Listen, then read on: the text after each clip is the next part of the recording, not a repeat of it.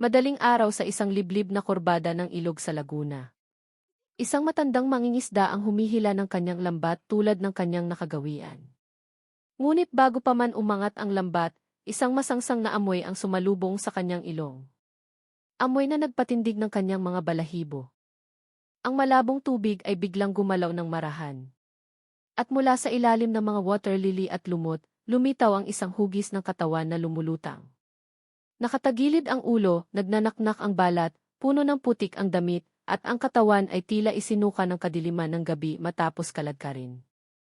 Walang pitaka, walang cellphone, walang pagkakakilanlan. Katawan lamang ng isang lalaking mukhang kinaladkad, pinagpapalo at itinapon sa ilog.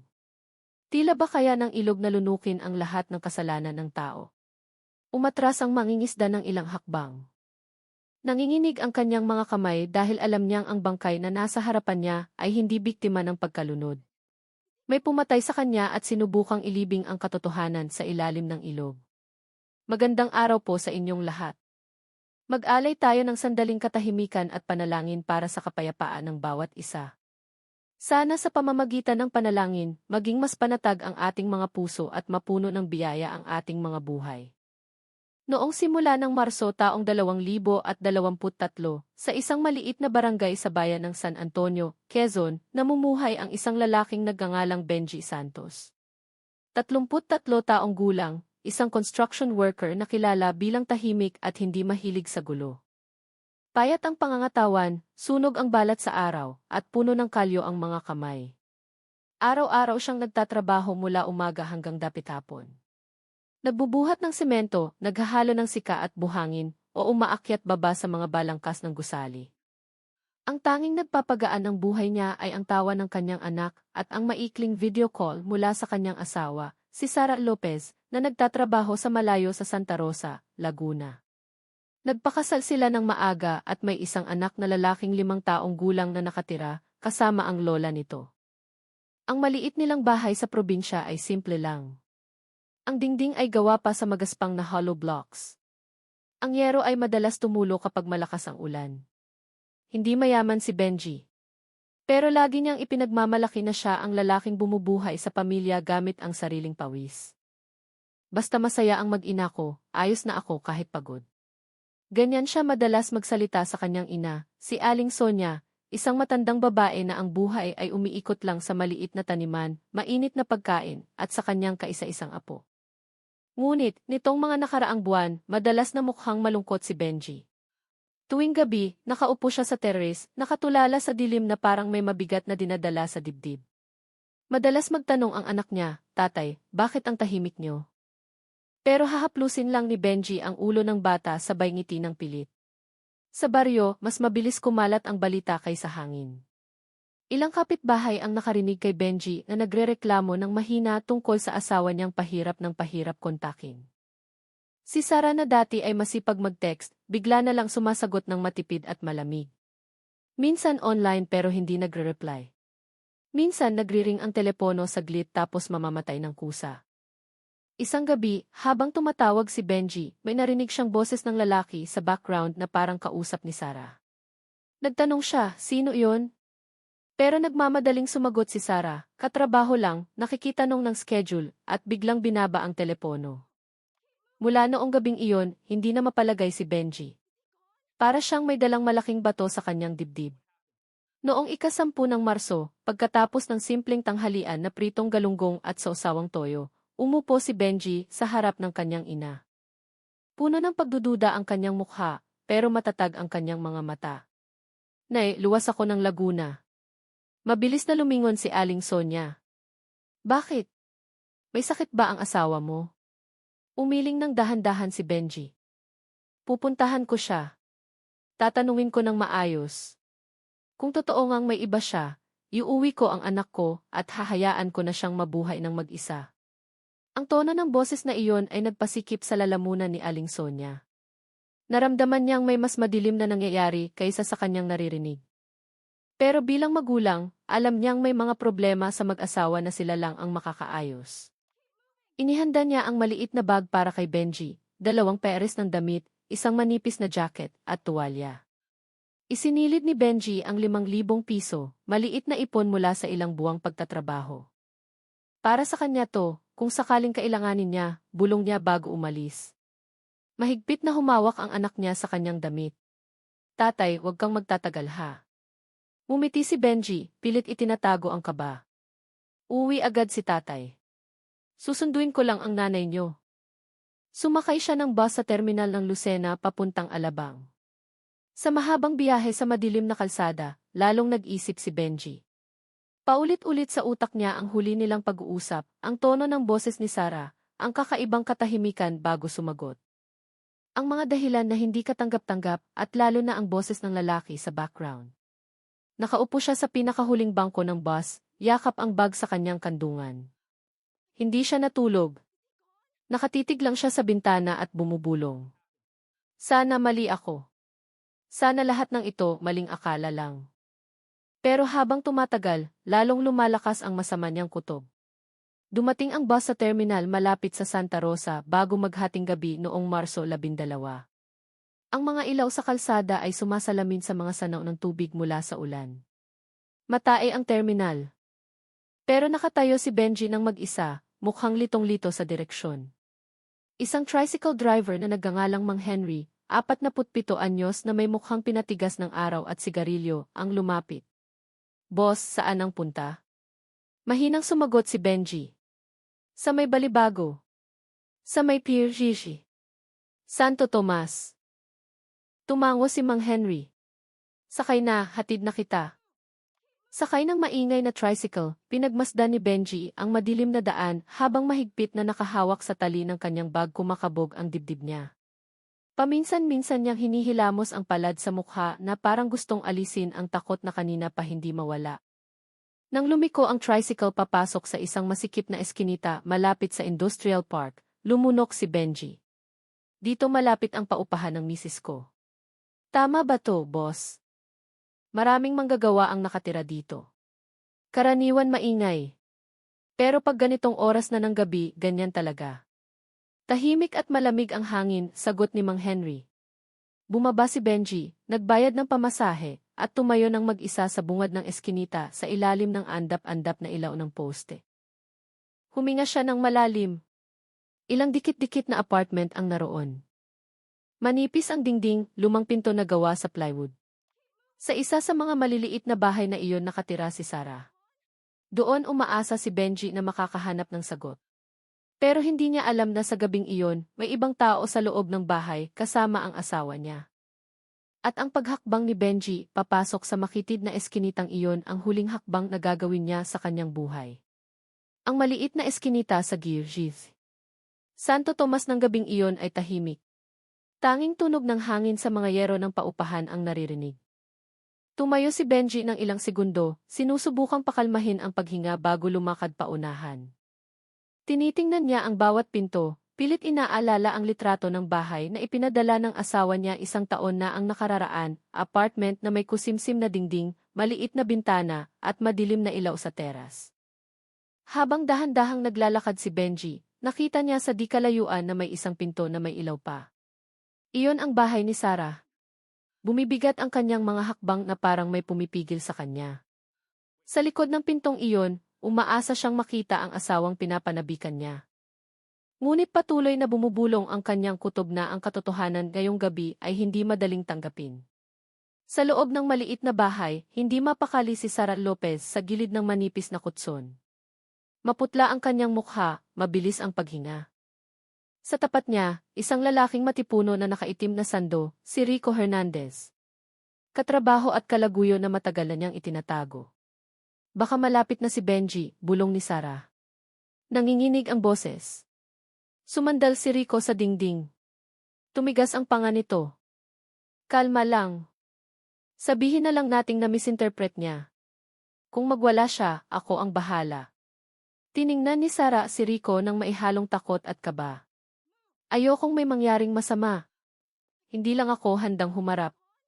Tumango lang si Rico pero sa mga mata niya, halatang wala siyang balak na hayaang matapos ang sitwasyon ng payapa. Sa labas, lumapit si Benji sa pinto. Mula sa layong 2 metro, may narinig siya, boses ng lalaki. Boses na nagpatigil sa daloy ng dugo niya. Kumatok siya ng 1, 2 beses. Sarah, ako to, si Benji. Tahimik. Tapos may narinig na mga nagmamadaling hakbang sa loob. Bumukas ng kaunti ang pinto.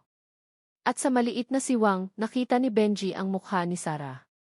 Nanlaki ang mata ng asawa niya, gulat na gulat at halatang natataranta. Benji, bakit ka? Pumunta ako kasi hindi mo sinasagot ang tawag ko, putol ni Benji sa mahina pero nanginginig na boses. Pwede ba akong pumasok? Lumunok si Sarah. Hindi pwede ngayon. Pagod ako. Bukas na lang tayo mag-usap.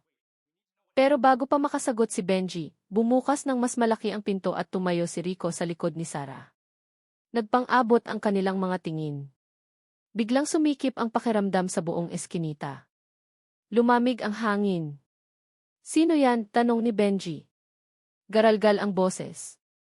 Umiti ng tipid si Rico. Malamig. Katrabaho. Anong problema?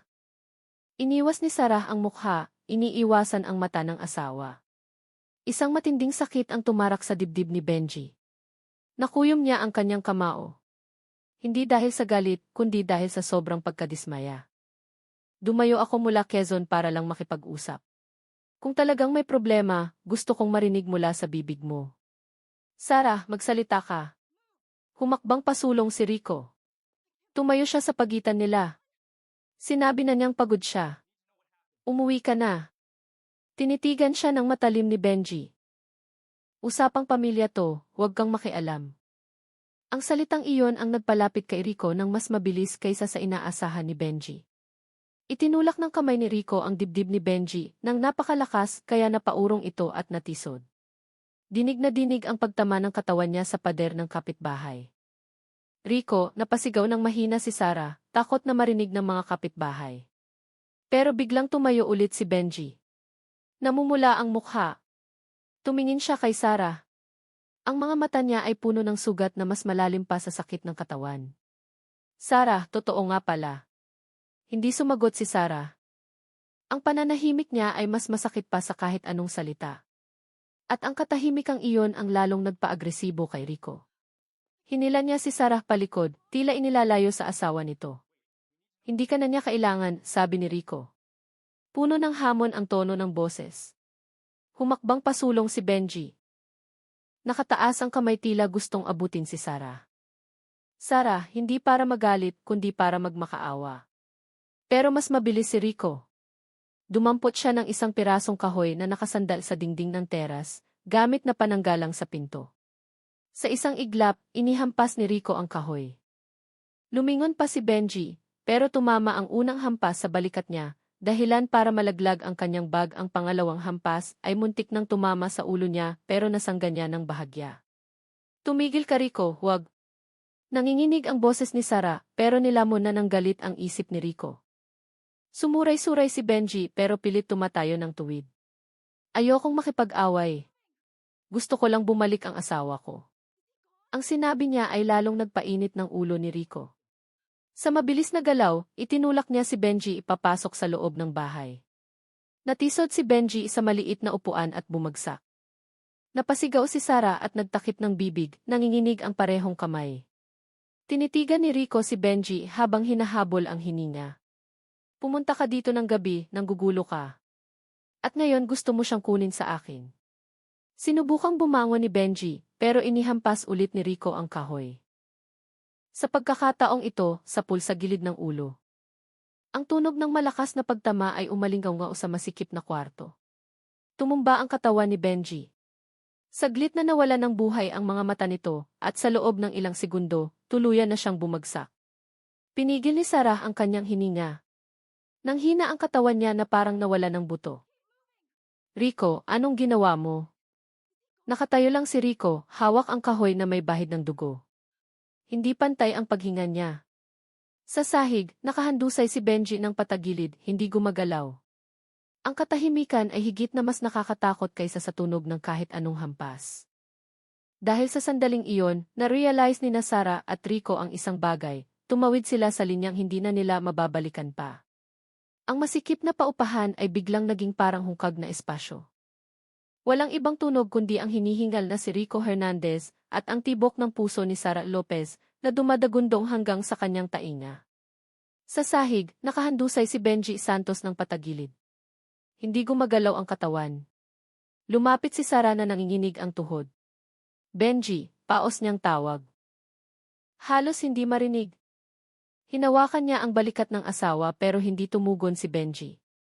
Walang paggalaw sa dibdib, walang tunog ng paghinga. Rico. Hinimatay lang siya, di ba? Nagsimulang tumaas ang boses ni Sara. Gumapang ang panika sa buong katawan niya. Dalhin natin sa ospital, bilis. Hindi agad sumagot si Rico. Nakatayo siya ng tuwid, hawak ang kahoy na ngayon ay basa ng dugo sa dulo. Nakapako ang tingin niya sa katawang walang malay. Tila ba siya mismo ay hindi makapaniwala sa kakagawang krimen. Rico, sigaw ni Sara sa bayugyug sa braso nito. Doon lang natauhan si Rico. Pero hindi ito ang klase ng pagkatao na nakakapanatag. Namutla ang mukha niya. Hindi. Hindi na siya gumagalaw. Hindi ko sinasadya. Natumba muna siya. Gusto ko lang. Kailangan nating tumawag ng pulis. Nagtakip ng bibig si Sara. Tumulo ang luha. Kasalanan natin to, pero kailangan nating mag-report. Ang sinabing iyon ay nagpatauhan ng malakas kay Rico. Hinablot niya ang kamay ni Sara at itinulak ito palayo sa katawan ni Benji. Nababaliw ka na ba? Pag nag-report tayo, kulong ka, kulong din ako. Gusto mo bang dito matapos ang lahat? Pero asawa ko siya. Umiiyak si Sara. Halos mag-hysterics na. Kaya nga dahil asawa mo siya, giit ni Rico. Ilang sentimetro lang ang layo ng mukha niya kay Sara. Sasabihin ng mga tao, plinano mo ang lahat ng ito. Alam mo yan? Natahimik si Sara. Gumwang ang katawan niya. Ang mga salita ni Rico ay parang kadena na nagkandado sa isip niya. Hindi lang kulungan ang kinatatakutan niya, takot siyang harapin ang kanyang biyenan. Takot na malaman ng anak niya, takot na kutyain siya ng buong baryo habang buhay. Nakita ni Rico ang takot na iyon at lalo pa siyang nanggigil. Makinig ka sa akin. Ngayon din, lilinisin natin ang lugar na to, walang ingay, walang saksi. Konti lang ang narinig ng kapitbahay. Bilisan mo. Gagawin natin to ng sabay o pareho tayong tapos.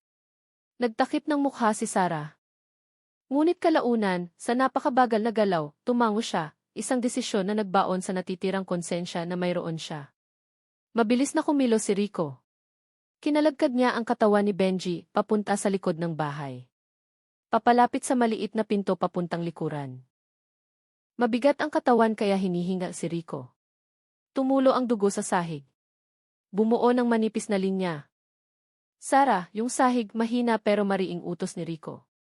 Nanginginig ang kamay ni Sara habang kumukuha ng maliit na timba at basahan. Sa tuwing nadidikit ang basahan sa pulang mansa, naduduwal siya. Pero patuloy siyang nagpunas. Paulit-ulit hanggang sa maging maputla ulit ang sahig. Sa labas ng bahay, umiihip ang hangin sa mga kinakalawang na yero. Tahimik pa rin ang eskinita. Tanging isa o dalawang asong kalye sa dulo ng eskinita ang mahinang kumakahol. Pasimpleng sumulyap si Sara sa katawan ni Benji na ngayon ay natatakpan ng manipis na tela. Rico. Patay na talaga siya. Tumigil si Rico sa pagtali sa pulso ni Benji gamit ang maliit na lubid. Tinitigan niya ang mukha ni Sara ng ilang segundo. Kung buhay pa yan, kanina pa yan bumangon. Nagtakip ng bibig si Sara, pinipigil ang hikbi. Diyos ko! Huwag kang manghina ngayon, sabi ni Rico. Naging malamig ang boses niya. Kailangan nating alisin siya dito. Ilang minuto ang lumipas, inilabas ni Rico ang isang banig na plastik na kulay asul na lumana. Inilatag niya ito at hinila ang katawan ni Benji papunta sa ibabaw nito. Tumulong si Sara kahit lalong nanginginig ang kamay niya sa bawat hawak. Kailangan mabilis, baka may makakita. Tapos tayo, bulong ni Rico. Binalot niya ng mahigpit ang katawan gamit ang banig at tinalian ng straw. Nakatayo si Sara ng naninigas, nakatitig sa resulta ng ginawa nila na parang nanonood ng masamang panaginip. Kunin mo ang bag niya, utos ni Rico. Kinuha ni Sarah ang maliit na bag ni Benji na nalaglag sa sahig. Binuksan niya ito, 5,000 piso na nasa loob ng plastik ang nalaglag. Itapon natin lahat sa ilog para isipin ng mga tao na nawala siya sa daan. Yung cellphone niya nasaan? Tanong ni Rico. Binuksan ni Sarah ang maliit na drawer at inilabas ang cellphone na matagal na niyang itinatago sa asawa. Eto. Kinuha ito ni Rico at pinatay. Ilulubog ko din to mamaya. Nang mag-alas 9 na ng gabi, binuhat ni Rico ang nakabalot na katawan ni Benji, papunta sa kanyang motor. Binuksan ni Sarah ang pinto habang pinipigil ang hininga. Takot na may lumabas na kapitbahay. Sobrang tahimik ng eskinita. Dahan-dahang pinaandar ni Rico ang motor. Binasag ng tunog ng tambutso ang katahimikan. Habang umaandar ang motor, nakatayo si Sarah sa tapat ng pinto. Hawak ang dibdib, halo-halong takot at pagsisisi. Pumasok ka na, huwag kang lalabas ng bahay, sabi ni Rico. Bukas pumasok ka sa trabaho na parang walang nangyari. Tumango lang si Sarah. Humaryurot ang motor sa dilim ng gabi, dala ang katawan ng asawa niya papunta sa pampang ng ilog sa Laguna, ang lihim na lugar kung saan nila ito itatapon. Umaasang kayang lunukin ng agos ang lahat ng ebidensya. Noong gabing iyon, sa isang maliit na eskinita kung saan walang kadalasang nangyayari, nagsimula ang isang madugong yugto. Madilim ang ilog ng gabing iyon. Tanging tunog ng umaagos na tubig at ang malayong ugong ng mga pabrikang nag-o-overtime ang naririnig. Dumating si Rico Hernandez sa pampang ng ilog bandang alas 9. Pinatay niya ang ilaw ng motor at bumaba sa madulas na pampang. Dahan-dahan niyang hinila ang banig na naglalaman ng katawan ni Benji Santos. Mabigat ito, parang pagbuhat sa kasalanang hindi niya matatakasan. Bawat hakbang ay nagpapabigat ng kanyang paghinga, lalong nanginginig ang mga kamay. Sa dilim, matagal na tinitigan ni Rico ang nakabalot na katawan, parang hinihintay na gumising si Benji at pigilan ang lahat. Pero nanatiling tahimik ang katawan. Pasensya na, kasalanan mo to kasi bigla ka na lang dumating, bulong niya, nanginginig ang boses. Pero ang mga salitang iyon ay hindi nagpagaan ng loob ni Rico. Sinipa niya ang nakabalot na banig hanggang sa gumulong ito ng kaunti sa gilid. Pagkatapos, gamit ang buong lakas, itinulak niya ito sa ilog. Plak! Tunog ng pagbagsak sa tubig. Nilamon ng mga alon ang hugis ng katawan ng tao. Nakatayo si Rico, tulala, hanggang sa dahan-dahang tangayin ng agos ang binalot na bangkay. Nang mawala na ang huling anino nito, pinaandar ni Rico ang motor at umalis nang hindi na lumilingon pa. Kinaumagahan, pumasok si Sara Lopez sa trabaho gaya ng nakagawian. Maputla ang mukha niya, mabuhay ang lakad, pero sinubukan niyang ipakita ang normal na kilos sa pabrika. Akala ng mga katrabaho niya ay pagod lang siya. Walang nakakaalam na magdamag niyang nilinis ang dugo ng asawa niya sa sahig ng inuupahan niya. Pero hindi niya maitago ng tuluyan ang kanyang pagkabalisa. Bawat tunog ng makina, bawat malakas na ingay sa pabrika, ay nagpapagulat kay Sara na parang may aninong humahabol sa kanya. Samantala sa Quezon, naghihintay si Aling Sonia ng tawag mula sa anak simula nang umalis si Benji. Patay ang numero ng telepono nito.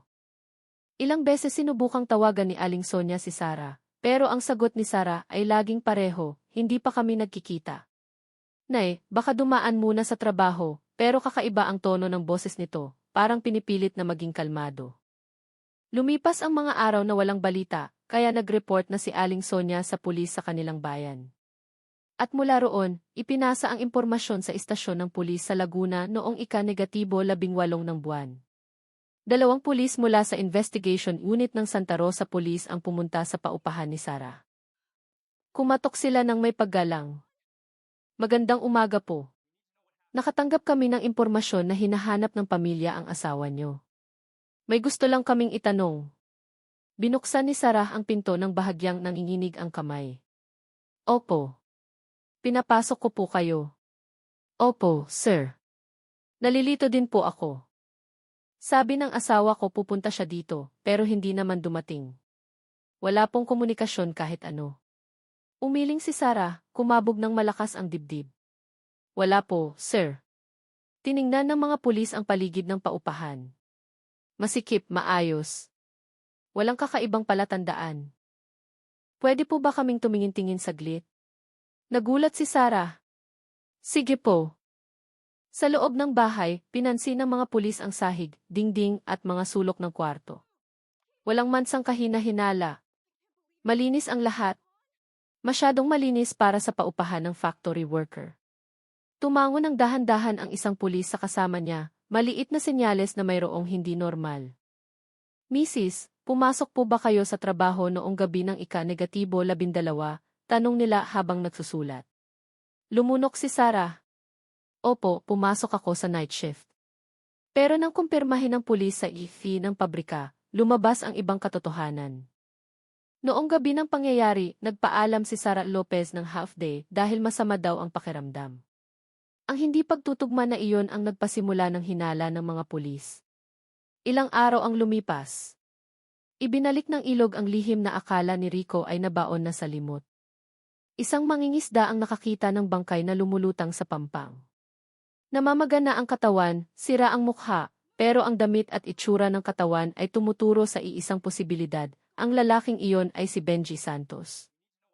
Agad na naglagay ng police line ang mga otoridad, kumuha ng sample, at maingat na inahon ang katawan ng biktima. Dinala ito sa punerarya. Napansin ng investigador ang sugat sa ulo na malinaw na gawa ng paghampas ng matigas na bagay. Hindi ito nalunod, sabi ng isang investigador. Matatag ang boses. Pagpatay ito. Biglang naging pangunahing person of interest si Sarah. Nang hapong iyon, bumalik ang mga pulis ng Santa Rosa sa paupahan ni Sarah. Sa pagkakataong ito, seryoso na ang mukha nila. Mrs. Sarah, kailangan niyo pong sumama sa presinto. May bago kaming nalaman tungkol sa asawa niyo. Agad na nanghina si Sarah. Parang nawalan ng lakas ang mga tuhod niya. Alam niya.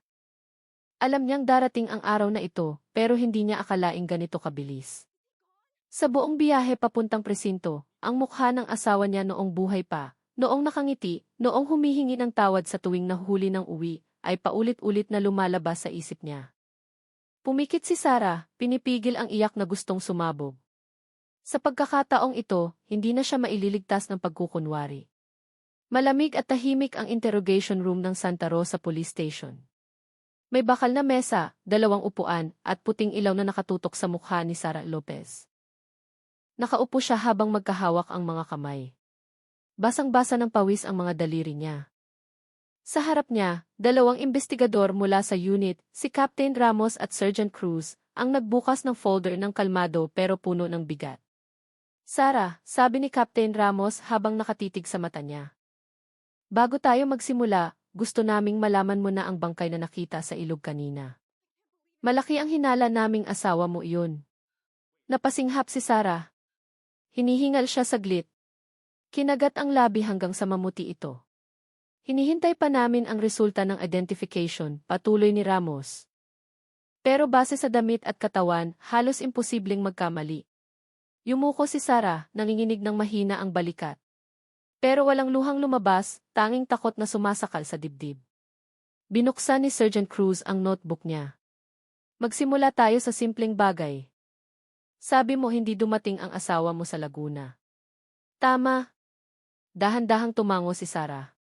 Pero may saksi kaming tricycle driver na nakakita sa isang lalaking kamukha ng asawa mo na bumaba sa terminal tapos nagpahatid sa gear shift. Santo Tomas, eksakto sa paupahan mo. Lumunok si Sarah. Kumabog ng mabilis ang puso niya. Bakit sinabi mong hindi siya dumating, dagdag ni Cruz? Samantalang nasa tapat na siya ng bahay mo? Sinubukang magsalita ni Sarah. Pero garalgal ang boses niya. Hindi ko po alam, sir. Baka po namali siya ng address.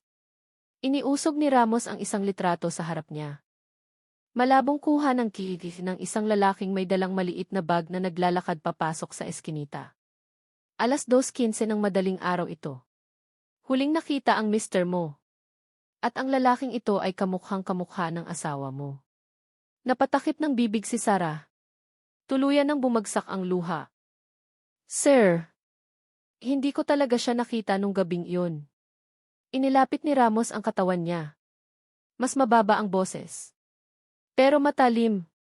Sarah, na-check na namin ang attendance sa pabrika nung gabing iyon. Hindi ka nagtrabaho. Nag-half day ka. Nanigas si Sarah. Nagdagdag si Cruz. Kaya bakit mo sinabing pumasok ka sa night shift? Hindi makasagot si Sarah. Lalong namutla ang mukha niya, umikli ang paghinga.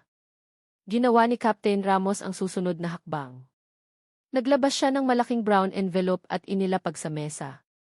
Tinitigan ito ni Sarah nang may takot na parang alam na niya kung ano ang lalabas mula doon. Sarah, ito ang resulta ng forensic examination. Naglabas siya ng 2 litrato. Unang litrato, bakas ng palo sa ulo ni Benji. Malaking hiwa. Pangalawang litrato, mga galos sa katawan na malinaw na hindi aksidente. Tinakpan ni Sarah ang mukha gamit ang 2 palad. Huwag. Huwag niyo nang ipakita, sir. Hindi nagsalita si Ramos ng ilang segundo. Inoobserbahan lang niya ang kilos ni Sarah at nakita ang mga palatandaan ng pagguho ng depensa nito. Tapos nagsalita siya ng mahina, sobrang hina. Hindi siya nalunod. Sarah, pinalo siya ng malakas ng 2 beses. Yung isa, nakamatay. Bumagsak ang katawan ni Sarah na parang wala ng buto. Ang kamay na kanina pa nakakuyom ay nalaglag na. Binuksan ni Sergeant Cruz ang isa pang pahina. Nakatanggap din kami ng report sa mga kapitbahay. Nakarinig sila ng gulo sa bahay mo noong gabi ng ika-12. Boses ng lalaking galit, tunog ng matigas na bagay. Lalong nanginig si Sarah. Blanko ang paningin. At isa pa, sabi ni Cruz. Nakakita kami ng patak ng dugo sa siwang ng sahig sa kusina ng paupahan mo. Hindi kita ng mata, pero sa chemical test, dugo ng tao yon. Tinitigan ni Sarah ang 2 investigador gaya ng isang taong nawalan na ng lahat ng pananggalang. Sumandal si Ramos at sinabing, Sarah, mas mabuting maging tapat ka na ngayon. Sino ang kasama mo sa bahay noong gabing yon? Isang mahabang katahimikan ang namayani. Katahimikang nakakabingi, katahimikang nagpapatunay na naglalaban sa isip ni Sarah ang 2 pagpipilian, iligtas ang sarili o kumapit sa kasinungalingang guguho rin naman. Ilang segundo pa, nanginig ng matindi ang katawan ni Sarah. Nanginginig ang bibig na parang gustong magsalita pero takot. Sarah, tawag ni Ramos ng malumanay. Alam naming hindi ka nag-iisa. At sa wakas, tumulo ulit ang luha. Mabilis ang taas-baba ng dibdib. Niyakap ni Sarah ang sarili niyang mga braso. Parang gustong pigilan ang lamig na biglang bumalot sa kanya. Sa basag na boses na halos hindi marinig, bumulong siya. Si Rico. Si Rico ang nasa bahay nung gabing iyon. Nagkatinginan ang 2 investigador. Iyon na ang unang lamat. At mula rito, guguho na ng tuluyan ang pader ng kasinungalingan ni Sarah. Ang interrogation room ng Santa Rosa Police ay parang sumisikip. Tila mas mabigat ang hangin sa loob kaysa sa karaniwan. Nakaupo si Sarah Lopez nang nakayuko. Mahigpit na magkahawak ang mga kamay sa harapan niya. Binuksan ni na Captain Ramos at Sergeant Cruz ang folder ng seryoso ang tingin.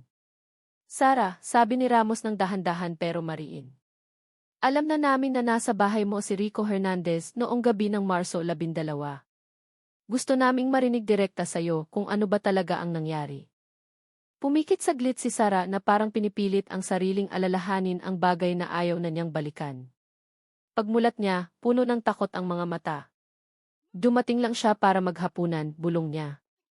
Hindi ko akalaing biglang susulpot si Benji. Alam naming dumating si Benji. May witness kaming tricycle driver na naghatid sa kanya mismo sa eskinita niyo. Bakit mo sinabing hindi dumating ang asawa mo nung gabing yon? Natahimik si Sarah. Bahagyang bumuka ang bibig pero walang boses na lumabas. Para siyang taong naipit sa pagitan ng kasinungalingan at katotohanang nagpipilit lumabas. Naglabas si Ramos ng litrato mula sa brown envelope. Litrato ng isang lalaking naglalakad sa eskinita na may maliit na bag sa likod. 2:15 ng madaling araw. Kamukhang-kamukha ng asawa mo. Huwag mong sabihing wala kang alam. Nanginig ang katawan ni Sarah. Sinubukan niyang pakalmahin ang paghinga. Pero nanginginig pa rin ang boses niya nang sabihing, ayoko siyang makita nung gabing iyon. Bakit? Matalim na tanong ni Ramos. Yumuko si Sarah. Takot akong magalit siya kasi nandoon si Rico sa bahay. Nagkatinginan ang mga investigador. So, totoo ngang nagkita si Rico at Benji nung gabing iyon. Dahan-dahang tumango si Sarah. Kusa nang tumutulo ang luha niya. Pumasok si Benji na galit na galit. Tinanong niya, sino si Rico? Pinilit niya akong magsalita. Hindi natuwa si Rico sa paraan ng pagsasalita ni Benji sa akin. Inilapit ni Cruz ang katawan. Anong ginawa ni Rico? Niyakap ni Sarah ang sarili, tila tinatago ang guilt na dumadagan sa dibdib niya. Tinulak ni Rico si Benji. Nag-away sila. Natumba si Benji pero bumangon siya at sinubukang lumapit sa akin. Nagalit si Rico. Pinalo ba ni Rico ang asawa mo? Diretsahang tanong ni Ramos. Tumango si Sarah ng napakabagal. Parang pinupunit ng pag-amin ang baga niya. Pinalo niya minsan sa balikat. Napaupo si Benji sa upuan. Sumigaw ako. Pero hindi tumigil si Rico. Sabi niya magsusumbong daw si Benji kapag hinayaan. Inilabas ni Ramos ang pangalawang litrato, ang sugat sa ulo ni Benji. Ang palo sa ulong ito. Galing kay Rico. Opo. Nagtakip ng mukha si Sarah. Basag ang boses. Kinuha niya yung kahoy malapit sa pinto. At pinalo si Benji. Matigas. Pagkatapos nun, humihinga pa si Benji pero mahina na. At pagkatapos, tanong ni Cruz. Panay ang pahid ni Sarah ng luha. Pero lalong lumakas ang hikbi niya. Pinalo ni Rico ulit sa pool sa ulo. Pagkatapos nun, hindi na gumalaw si Benji. Naging tahimik ang buong kwarto. Walang nagsalita ng ilang segundo. Sa huli, nagsalita si Ramos nung nawalan ng malay si Benji. Anong ginawa niyo? Inutusan ako ni Rico na linisin ang dugo. Sabi niya dapat malinis ang sahig, bawal may matirang bakas. Hinila niya ang katawan ni Benji sa likod ng bahay. Binalot namin ng banig na plastik. Lalong nanginig ang boses ni Sarah. Tumulong akong magtali. Hindi ko alam ang gagawin. Sumunod lang ako sa sinabi ni Rico. Si Rico ang nagdala ng katawan sa ilog. Umalis siya bandang 9:00, dala si Benji sa motor. Sabi niya, manatili lang ako sa bahay. Kinabukasan, pumasok ako sa trabaho na parang walang nangyari. Isinara ni Ramos ang folder sa isang mabilis na galaw. Sarah Lopez, alam mong inamin mo ngayon ang partisipasyon mo sa pagtulong na itago ang krimen ng pagpatay. Nanghihinang tumango si Sarah. Alam ko po, sir. Ngayon, huling tanong, sabi ni Ramos. Nasaan si Rico? Pinahid ni Sarah ang luha niya. Nawawala siya simula kahapon. Hindi pumapasok, hindi sumasagot sa text. Sa tingin ko tumakas na siya. Tumayo si Ramos. Hahanapin namin siya. Simula ngayon. Sa masikip na kwartong iyon, nanigas ang mukha ni Sarah dahil alam niya, sa oras na mahuli si Rico, mabubunyag ang buong katotohanan at wala na siyang matataguan pa. Pagkatapos maitala ang salaysay ni Sarah, agad na nagpatawag ng emergency meeting ang unit ng Santa Rosa Police. Ang pangalang Rico Hernandez ay opisyal nang inilagay sa listahan ng mga dapat hulihin agad. Lahat ng labasan sa Laguna ay binantayan, terminal, bus stop, sakayan ng van, lumang bahay ni Rico, pati ang tindahan kung saan siya madalas tumambay. Sa loob ng ilang oras, kumalat ang litrato ni Rico sa lahat ng patrol units. Nagsimula na ang paghahanap. Samantala, nakaramdam na ng init si Rico bago pa kumilos ang mga pulis.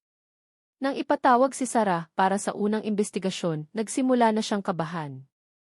Ibinenta niya ang cellphone niya sa bangketa sa murang halaga at iniwan ang inuupahan niya ng walang paalam. Hapon na, palakad-lakad siya sa area malapit sa terminal sa Calamba. Nakatago ang buhok sa itim na sombrero. Puno ng malamig na pawis ang mukha. Isa lang ang nasa isip niya, tumakas palabas ng Laguna, baka pa Bicol o Visayas, sa lalong madaling panahon. Pero ang kilos niya ay nakatawag ng pansin sa isang parking attendant na nakakilala sa mukha niya mula sa litratong kumakalat sa group chat ng mga barangay tanod. Boss, parang yan yung hinahanap ng pulis. Bulong nito sa isang pulis na nagpapatrolya. Nang lumingon ang pulis, nagmamadaling iniwas ni Rico ang mukha at naglakad ng mabilis papunta sa sakayan ng bus. Agad na naghinala ang pulis. Ilang minuto pa, 2 pulis mula sa patrol unit ang dahan-dahang lumapit. Nagkunwari silang nag-ikot sa terminal. Pero nakapako ang mata nila sa galaw ni Rico. Lalong hindi mapalagay si Rico. Yumuko siya, niyakap ang maliit na bag na mailamang damit, at sinubukang sumingit sa pila ng bus papuntang Quezon. Tigil, sigaw ng isang pulis. Nagulat si Rico. Agad siyang tumalikod at tumakbo papunta sa masikip na daanan sa pagitan ng mga tindahan sa terminal. Binasag ng sigaw ng pulis ang ingay ng mga pasahero. Police 2! Huwag kang tumakbo. Nabunggo ni Rico ang isang nagtitinda ng yosi. Muntik na siyang matumba, pero tuloy pa rin sa pagtakbo. Hinihingal, tumutulo ang pawis. Alam niyang kapag nahuli siya, tapos na ang lahat. Hinabol siya ng patrol unit. 2 pang pulis ang tumakbo mula sa kabilang ibayo ng terminal. Dahil sa takot, napilitan si Rico na tumalon sa mga tumpok ng plastic crate, tumago sa madilim na likuran na amoy krudo. Pero nang subukan niyang lumusot papuntang highway, hinarang na siya ng isang motor ng pulis. Rico Hernandez. Taas ang kamay. Sinubukan pang tumalikod ni Rico, pero mula sa likod, tinulak siya ng isang pulis hanggang masubsob sa lupa. Tumalsik ang bag niya. Nagbumigla si Rico at sumigaw, wala akong kasalanan. Si Sarah ang nauna. Si Sarah ang ni. Diniinan ng pulis ang likod niya habang pinupusasa ng isa ang mga kamay niya. Tumahimik ka. Sumama ka sa amin. Sinubukan pang manlaban ni Rico, pero wala siyang laban sa lakas nila. Ilang segundo lang, isinakay na siya sa patrol car. Namumutla sa takot. Nagsimulang magkumpulan ang mga tao. Mabilis kumalat ang bulungan. Yan yung pumatay sa asawa ng kabit niya. Kaya pala tumatakbo. Mukha namang holdaper eh. Yumuko si Rico, iniiwasan ang tingin nila. Sa biyahe papuntang presinto, nanahimik na rin sa wakas si Rico. Hindi pantay ang paghinga. Tinitigan niya ang posas sa kamay niya, malamig, mahigpit, at parang simbolo ng katapusan ng lahat ng kasinungalingang binuo niya. Nang huminto ang sasakyan sa harap ng istasyon. Naghihintay na ang ilang investigador, kasama sina Captain Ramos at Sergeant Cruz. Pagkabukas ng pinto, sumigaw agad si Rico, hindi ko siya pinatay. Aksidente lang. Dumepensa lang ako. Pero hindi na tinag si Ramos kahit kaunti.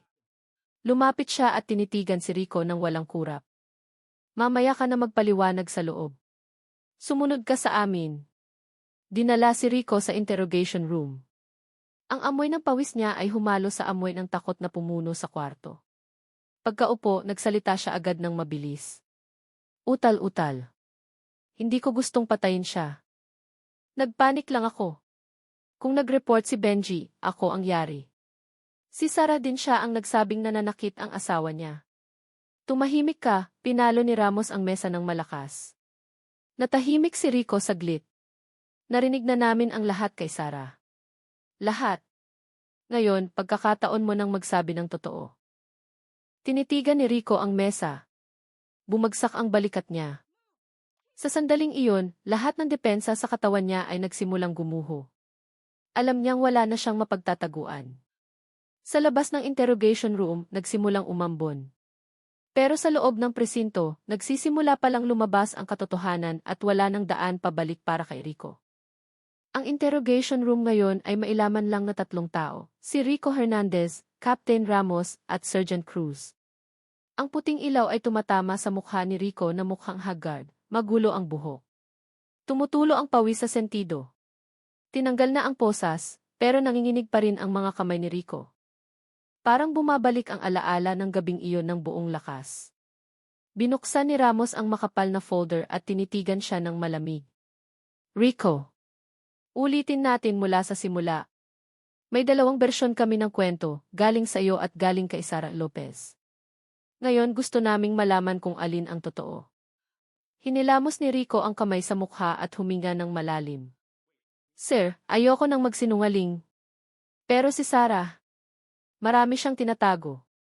Pinutol agad siya ni Cruz. Tigilan mo ang paninisi sa iba kung gusto mong mapagaan ang kaso mo. Magsalita ka.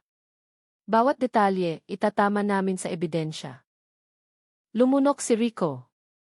Nang magsimula siyang magsalita, paos ang boses niya na parang galing sa pagsigaw. Nung gabing yon, nasa bahay ako ni Sarah. Pumunta ako kasi sabi niya kailangan niya ng kasama. Sabi niya laging nagagalit si Benji sa tawag. Akala ko kailangan niya ng proteksyon. Nakinig lang si Ramos ng walang ekspresyon. Ituloy mo. Lampas 12:00 na. May kumatok ng malakas sa pinto. Nagpanik si Sarah.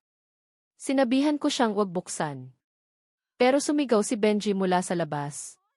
Tinawag niya ang pangalan ni Sarah. Galit na galit ang boses. Hinimas ni Rico ang batok niya. Kabado. Sabi ni Sarah natatakot siya. Gusto ko lang siyang tulungan.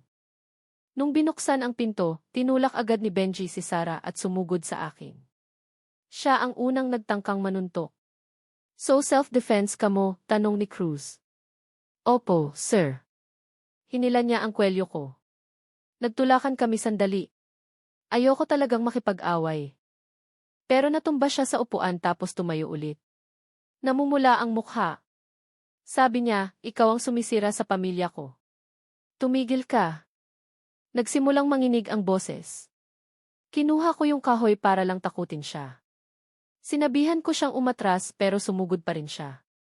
Tinitigan siya ni Ramos ng matalim. At pinalo mo siya. Pumikit si Rico. Opo. Pinalo ko minsan sa balikat. Natumba siya ulit. Akala ko tapos na. Bakit may pangalawang palo sa ulo? Di ni Cruz. Nanahimik si Rico. Patak-patak ang pag-amin. Sa huli, minulat niya ang mga matang mapula at basa. Kasi babangon pa siya. Kukunin niya ang cellphone niya. Pag tumawag siya ng pulis, yari ako. Sir, hindi ko na ginamit ang utak ko. Nagpanik ako. Sumisigaw si Sarah. Naisip ko pag nag-report siya, tapos ang buhay ko. Kumatok si Ramos sa mesa ng mahina. Ang buhay ni Benji ang natapos dahil sa palo mo.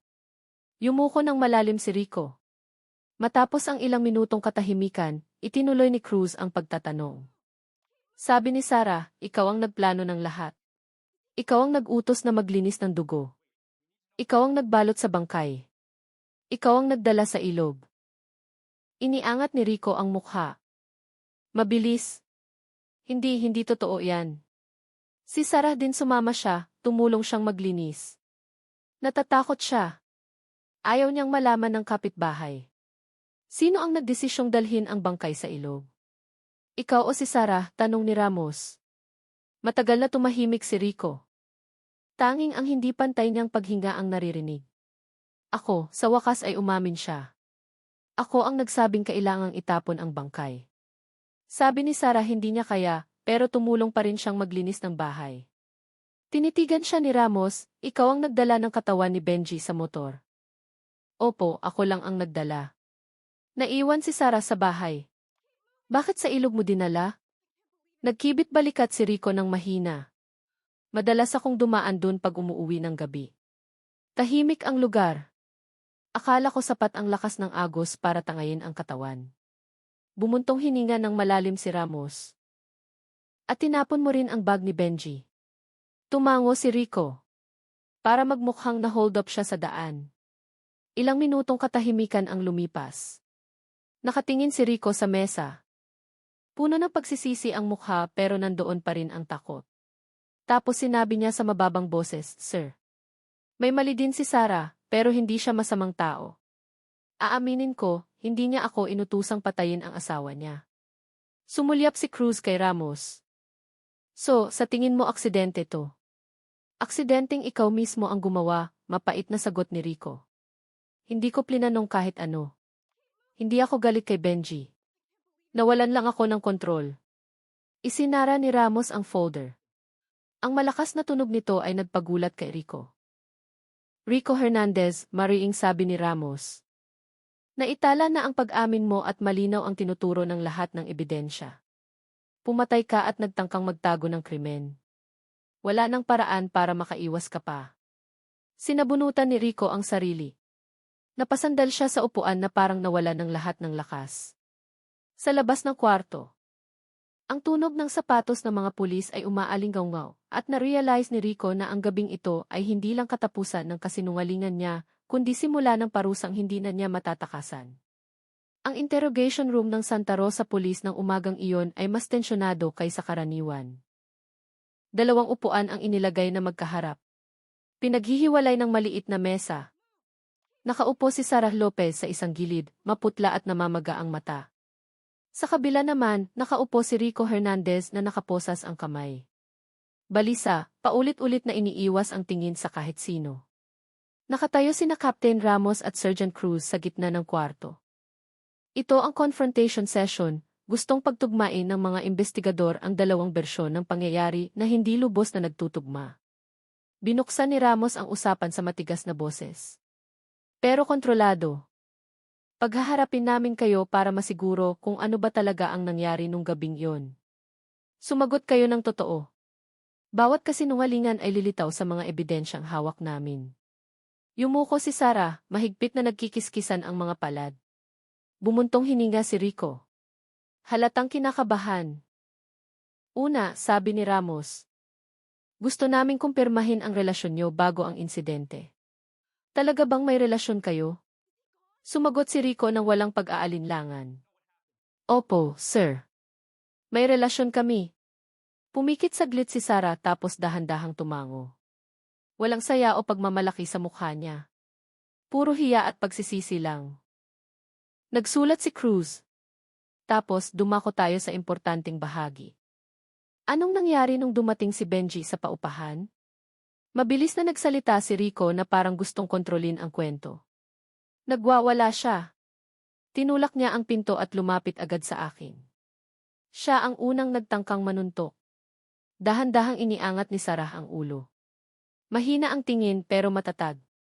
Hindi ganyan ang nangyari. Nagulat lang si Benji at nagalit nung nakita kanya sa bahay ko. Hindi kanya sinuntok. Pinalo ni Rico ang maliit na mesa gamit ang nakaposas na kamay. Nakita mong hinila niya ang kwelyo ko. Hindi niya hinila.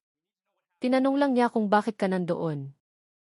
Basag ang boses ni Sarah. Balot ng takot at panggigipit. Kumatok si Ramos sa mesa ng malakas. Tama na. Huwag kayong mag-away. Biglang tumahimik ang buong kwarto. Kinuha ni Ramos ang litrato ng sugat sa ulo ni Benji at inilapag sa mesa. Alam namin ang korte ng palo. Alam namin kung gaano kalakas. Ngayon gusto namin ang tamang bersyon. Tinitigan ni Ramos si Sarah. Nakita mo bang pinalo ni Rico si Benji? Pinahid ni Sarah ang luha at tumango. Opo. Kinuha ni Rico yung kahoy malapit sa pinto at pinalo sa balikat si Benji. Pagkatapos nun pinalo niya ulit. Yumuko si Rico pero nagsalita ng mahina, nagpanik ako. Akala ko kukunin niya ang cellphone at tatawag ng pulis. Tumango si Ramos ng malamig. Pero sa pangalawang palo na iyon, natapos ang buhay ni Benji. Pumikit si Rico. Tinitiis ang bigat ng katotohanan. Kinuha ni Cruz ang usapan.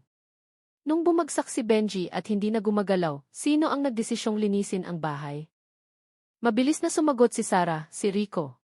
Siya ang nag-utos na punasan ko ang dugo. Sabi niya kung hindi malinis, pareho kaming yari. Tinitigan ni Rico si Sarah nang maihalong dismaya at galit. Gusto mo rin naman yun, Sarah eh. Ayaw mong malaman ng kapitbahay. Itinaas ni Ramos ang kamay para patigilin ang away. Tapos, sino ang nagdesisyong dalhin ang bangkay ni Benji sa ilog? Dahan-dahang iniangat ni Rico ang mukha. Halos hindi marinig ang boses. Ako po. Desisyon ko iyon. Ikaw ang nagdala ng katawan sa motor. Opo. Ikaw ang nagtapo ng bag ng biktima? Opo, sagot ni Rico habang nakayuko. Ilang minutong katahimikan ang dumaan. Naintindihan ng lahat na nasabi na ang pinakamalalang bahagi. Pero gustong tiyakin ni Cruz ang huling tanong. Nung bumagsak si Benji at humihinga pa, bakit hindi niya dinala sa klinik o tumawag ng tulong? Humikbi si Sarah. Natatakot ako. Takot akong malaman ng pamilya ko ang relasyon namin ni Rico. Takot akong mawala ang anak ko. Tinitigan ni Rico ang sahig. Paos ang boses. Takot din ako. Naisip ko kung mabubuhay si Benji at magsusumbong tapos na ang kinabukasan ko. Hindi ako nakapag-isip ng maayos. Humakbang si Cruz palapit ng dahan-dahan. Ang takot niyong dalawa ang pumatay sa isang buhay. Tumayo si Ramos at tinitigan silang dalawa ng matalim. Ang salaysay niyo ay tugma na sa physical evidence. ICC records. At autopsy result. Tumigil siya sandali bago sabihin ang huling pangungusap. Simula sa araw na ito, pareho kayong opisyal na suspect. Kasong murder at obstruction of justice. Tuloy na ang kaso. Wala nang maitatago. Umiyak ng malakas si Sarah. Gumwang ang katawan. Tinakpan ni Rico ang mukha gamit ang dalawang kamay, lunod sa takot na huli na, at nanigas ang kapaligiran sa kwarto. Kung saan ang dalawang taong dating naghahanap ng aliw sa isa't isa, ngayon ay parehong lunod sa dilim ng kasalanang ginawa nila. Umagang iyon, mababa ang ulap sa langit ng Laguna. Sa harapan ng Regional Trial Court, marami ng tao ang nagtipon. May mga reporter, may mga usisero na sumusubaybay sa kaso. Dalawang sasakyan ng Bureau of Jail Management and Penology, BJP, ang huminto sa harap ng hagdan. Bumukas ang pinto at bumaba ang dalawang figura ng mabigat ang loob, si Rico Hernandez na maputla at gusot ang itsura, at si Sara Lopez na mas payat kumpara nung una siyang nahuli. Nakaposas ang mga kamay nila. Pero ang mas mabigat na nakatali sa kanila ay hindi ang bakal, kundi ang guilt. Takot. At ang kinabukasang wasak na. Ginya sila ng mga pulis papasok sa courtroom. Puno ang kwarto pero tahimik, parang nasa lamay. Sa unahang hilera, nakaupo ang nanay ni Benji, si Aling Sonia, isang matandang babae na ang mukha ay pinatigas ng matinding lungkot.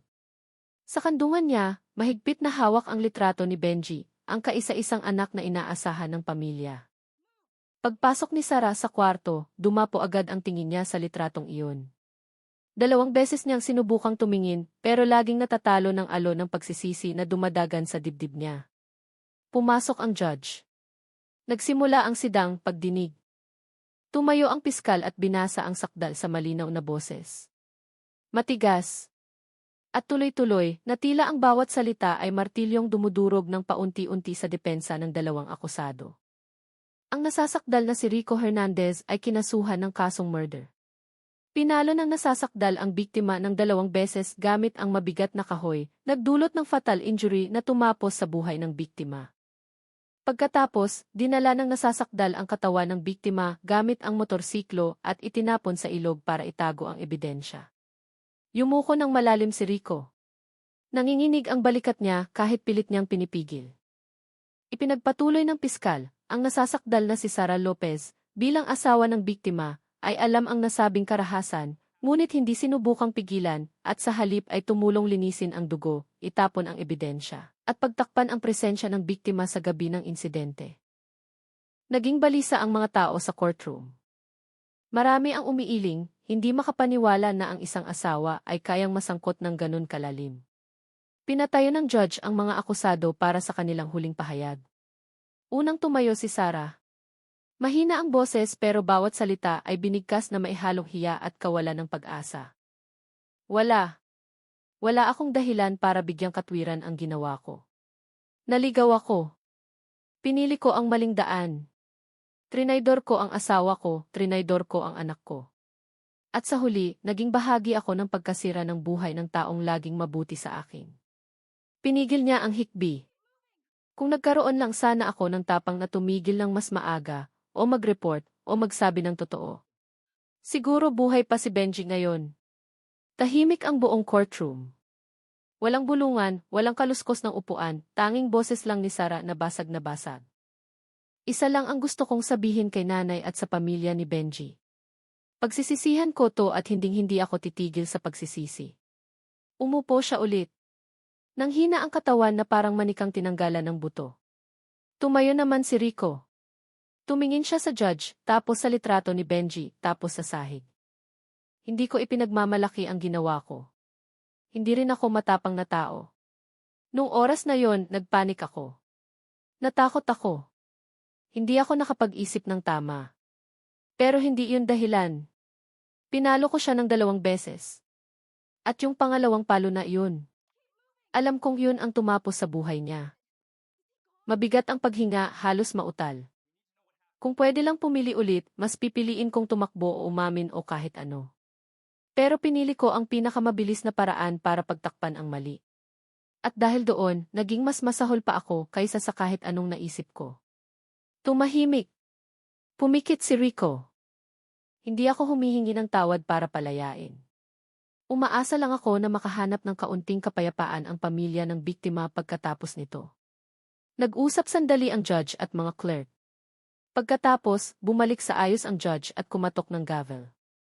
Tumigas ang hangin sa kwarto.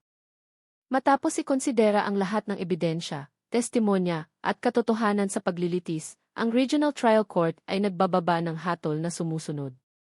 Pigil hininga ang lahat. Para sa nasasakdal na si Rico Hernandez, ang korte ay nagpapataw ng parusang reclusion perpetua o pagkakakulong habang buhay.